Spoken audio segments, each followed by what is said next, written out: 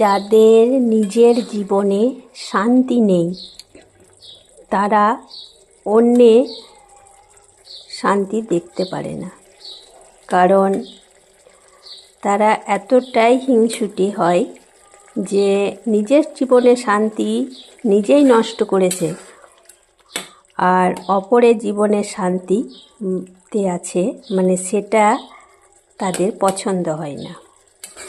তো তাই বলি যে যদি পারো তো নিজের জীবনে শান্তি আনার চেষ্টা করো, অন্যের শান্তি ভঙ্গ করে নয়, ঠিক আছে? তো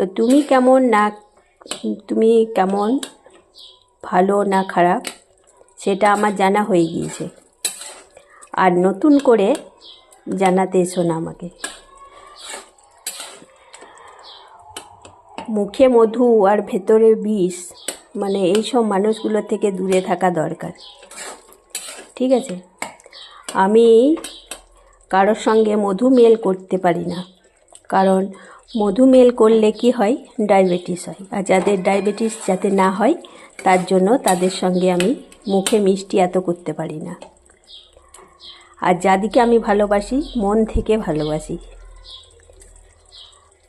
আর যাদিকে আমি ঘৃণা করি তাদিকে মন থেকে ঘৃণা করি, ঠিক আছে?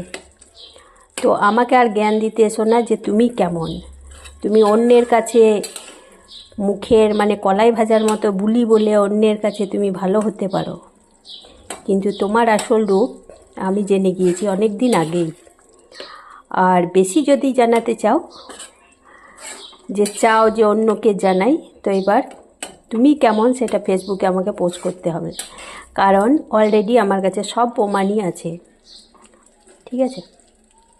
তো ভালো থেকো, সুস্থ থেকো।